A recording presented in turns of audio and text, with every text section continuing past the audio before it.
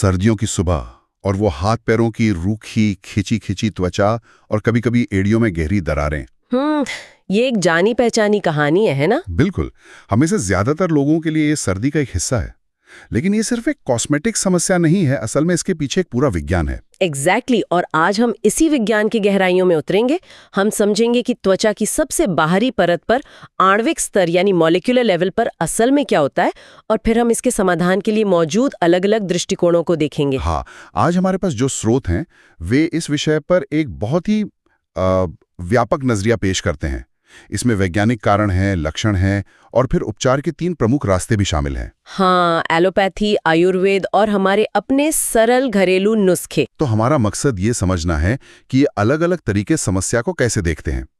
क्या वो सिर्फ लक्षणों को दबाते हैं या समस्या की जड़ तक पहुंचते हैं? चलिए इस पूरी प्रक्रिया को परत दर परत खोलते हैं। तो चलिए इसे खोलकर समझते हैं। मेरी पहली जिज्ञासा तो यही है कि हमारी त्वचा सर्दियों में ही इतनी रूखी क्यों हो जाती है? गर्मी में तो ऐसा नहीं होता। ऐसा क्या बदल जाता है? इसका जवाब त्वचा की सबसे ऊपरी परत में छिपा है, जिसे विज्ञान की भाषा में स्ट्रैटम कॉर्नियम कहते हैं। Stratum corneum? हाँ, इसे समझने का सबसे अच्छा तरीका है एक ईंट की दीवार की कल्पना करना। इस दीवार में त्वचा की कोशिकाएं, जिन्हें कॉर्नियोसाइट्स कहते हैं, वो ईंटों की तरह हैं। ईंटों की दीवार, ठीक है, ये कल्पना करना आसान है। तो फिर इन ईंटों को आपस में जोड़कर क्या रखता है? वो मसाला क्या है? बहुत अच्छा सवाल। इन ईंटों को जो मसाला आपस में जोड़कर रखता है वो है लिपिड, यानी एक तरह की वसा। ये कोई साधारण मसाला नहीं है। इसमें 3 मुख्य घटक होते हैं: कोलेस्ट्रॉल, फैटी एसिड और सेरामाइड्स। सेरामाइड्स, ये नाम मैंने कई क्रीम्स पर देखा है। हाँ, क्योंकि ये बहुत जरूरी हैं। ये तीनों एक खास अनुपात में मिलकर एक मजबूत वाटरप्रूफ परत बनाते हैं। इनका मुख्य काम पानी को त्वचा के अंदर लॉक करके रखना है और बाहरी हानिकारक तत्वों को अंदर आने से रोकना है। ये हमारी त्वचा का प्राकृतिक सुरक्षा कवच है, हमारी स्किन बैरियर। और सर्दियों में इस दीवार, इस सुरक्षा कवच का क्या होता है? ये कमजोर क्यों पड़ जाती है? यहीं पर त्वचा पर दोहरी मार पड़ती है। पहली, सर्दियों की हवा ठंडी और सूखी होती है। इसमें नमी बहुत कम होती है, तो ये प्यासे स्पंज की तरह हमारी त्वचा की नमी को सोख लेती है। 1 मिनट, तो मतलब हवा ही हमारी त्वचा से नमी खींच रही है? बिल्कुल। और दूसरी और शायद ज्यादा बड़ी मार तब पड़ती है जब हम ठंड से बचने के लिए घर के अंदर आते हैं और हीटर या ब्लोअर चलाते हैं। हाँ, ये गर्म हवा कमरे की बची खुची नमी को भी खत्म कर देती है, जिससे हवा और भी ज्यादा शुष्क हो जाती है।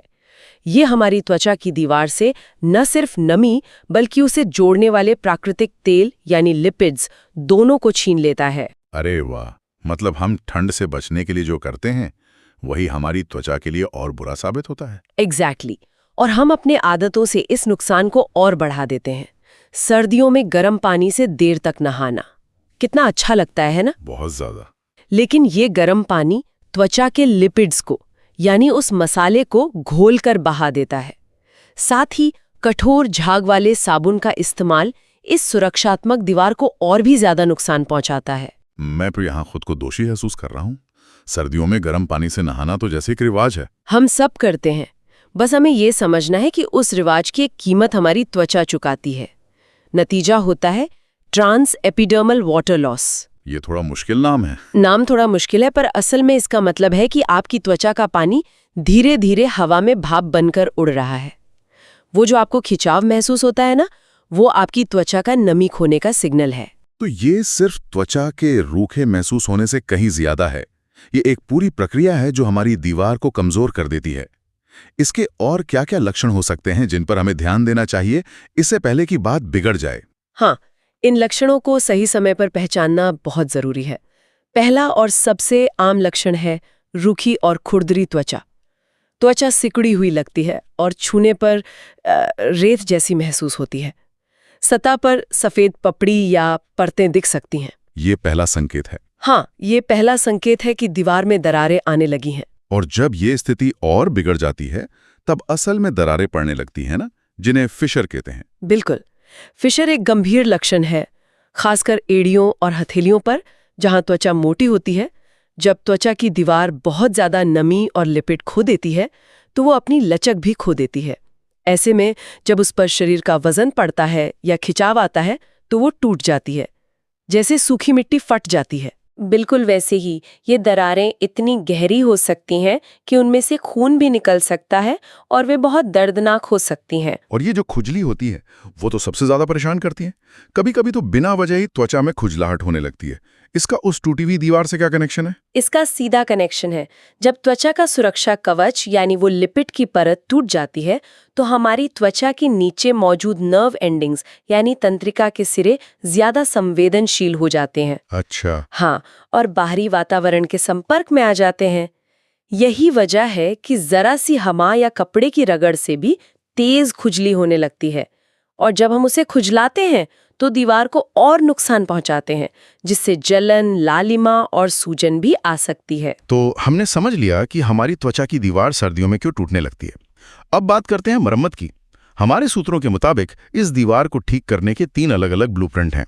एक आधुनिक विज्ञान का, एक प्राचीन आयुर्वेद का और एक हमारी दादी नानी की रसोई का। हाँ, चलिए एलोपैथिक उपचार से शुरू करते हैं, जो इस समस्या को मॉलिक्यूलर स्तर पर देखता है। एलोपैथी का दृष्टिकोण बहुत सीधा और वैज्ञानिक है, एक इंजीनियर की तरह।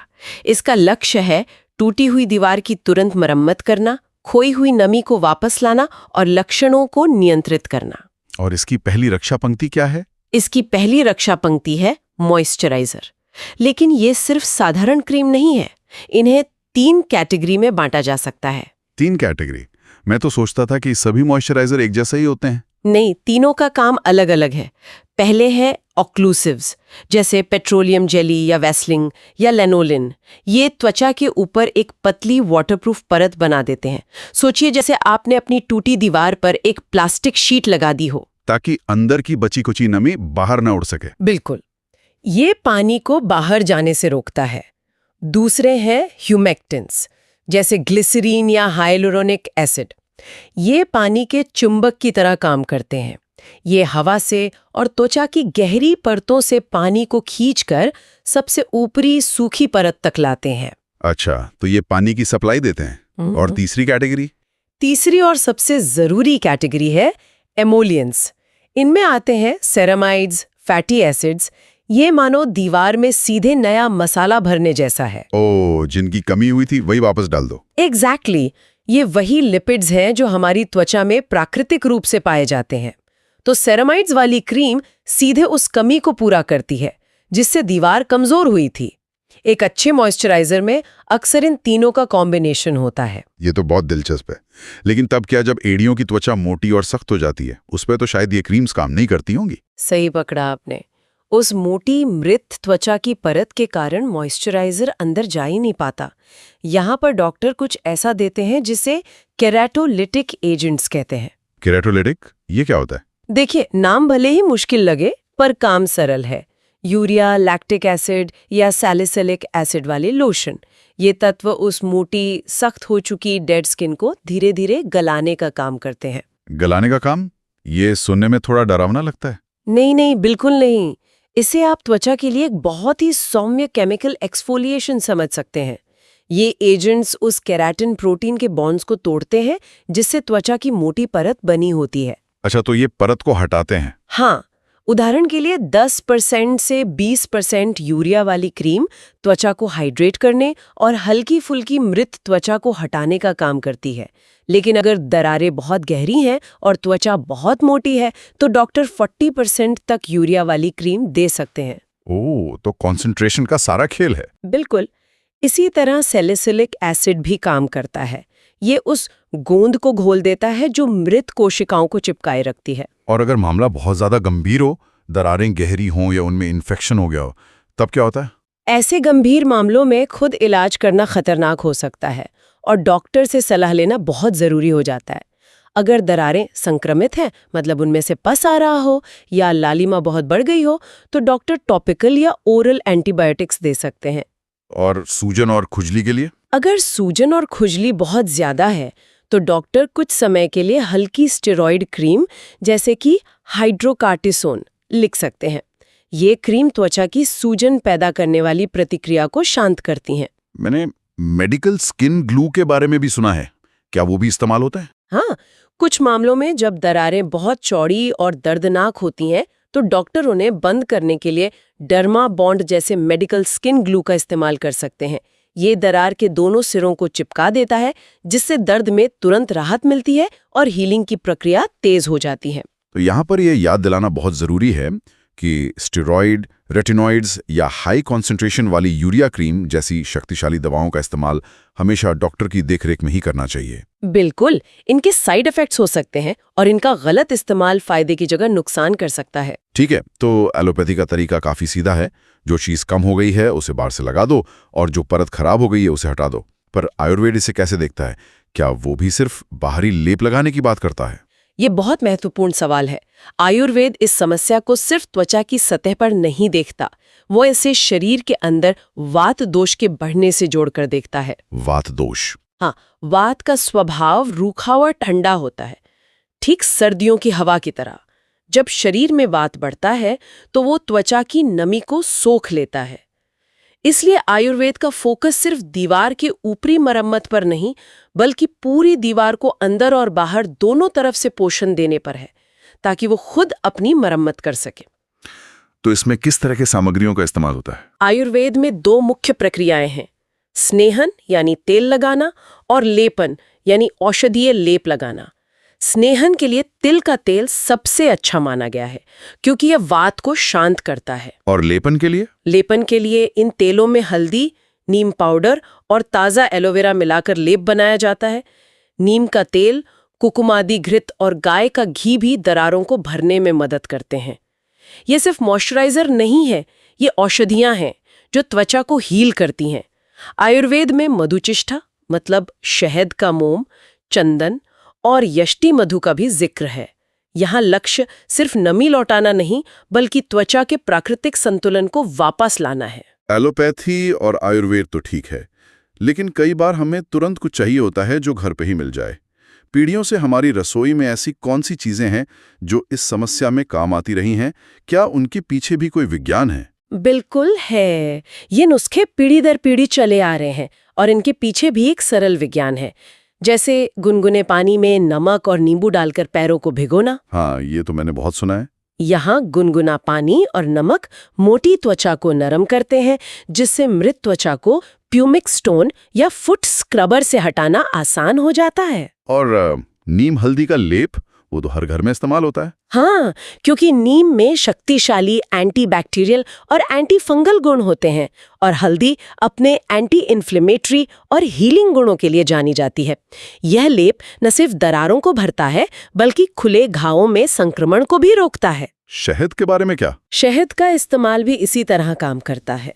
शहद में एंटीमाइक्रोबियल गुण होते हैं और यह एक प्राकृतिक ह्यूमेक्टेंट भी है, यानी यह हमारी दीवार के लिए वही काम करता है जो ग्लिसरीन करता है, त्वचा में नमी खींचना और बनाए रखना। और गुलाब जल और ग्लिसरीन का मिश्रण? वो तो क्लासिक है। हाँ, ये एक क्लासिक कॉम्बिनेशन है। ग्लिसरीन नमी को सोखता है और गुलाब जल त्वचा को शांत करता है, उसकी सूजन को कम करता है। ये त्वचा को हाइड्रेट और मुलायम रखने का एक आजमाया हुआ और सुरक्षित तरीका है, खासकर जब समस्या बहुत गंभीर ना हो।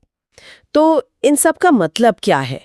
ऐसा लगता है कि इलाज से ज्यादा जरूरी बचाव है। रोकथाम ही सबसे बड़ा इलाज है। बिल्कुल। अपनी रोजमर्रा की जिंदगी में कुछ छोटे छोटे बदलाव लाकर हम इस समस्या से बच सकते हैं। सबसे पहले नहाने की आदतें, जैसा हमने पहले बात की, बहुत गर्म पानी और लंबे समय तक नहाने से बचें। गुनगुने पानी का इस्तेमाल करें। हाँ, और नहाने का समय 10 मिनट से ज्यादा न रखें। और सबसे जरूरी नियम, नहाने के तुरंत बाद 3 मिनट के अंदर जब त्वचा हल्की नम हो तभी मॉइस्चराइजर लगाएं। इससे पानी त्वचा में ही लॉक हो जाता है। और साबुन का चुनाव भी बहुत मायने रखता होगा। बहुत ज्यादा। सोडियम लॉरियल सल्फेट, SLS जैसे कठोर केमिकल वाले, ज्यादा झाग बनाने वाले साबुन से बचें। ये त्वचा के प्राकृतिक तेलों को पूरी तरह से छीन लेते हैं। तो फिर कैसा साबुन चुनें? सौम्य, एल्कोहल मुक्त और pH संतुलित क्लेंजर चुनें। और पैरों की खास देखभाल करें। नंगे पैर चलने या खुली चप्पलें पहनने से बचें। आरामदायक, सही फिटिंग वाले जूते और सूती मोजे पहनें। यहाँ एक जरूरी सवाल उठता है, क्या हम इस समस्या का इलाज सिर्फ बाहर से ही कर सकते हैं या इसका कोई अंदरूनी कनेक्शन भी है? यानी क्या हम अपनी दीवार को अंदर से मजबूत बना सकते हैं? हाँ बिल्कुल। हमारे स्रोत बताते हैं कि इसका सीधा कनेक्शन हमारी खाने की थाली से जुड़ा है। हमारे त्वचा की दीवार को बनने और मरम्मत के लिए सही बिल्डिंग मटेरियल की जरूरत होती है, और वो हमें भोजन से मिलता है। यानी हमारा खानपान हमारी त्वचा के स्वास्थ्य को सीधे तौर पर प्रभावित करता है। सीधे तौर पर कुछ पोषक तत्व त्वचा के लिए विशेष रूप से जरूरी हैं। पहला है विटामिन ए। ये गाजर, पालक, शकरकंद और अंडों में मिलता है।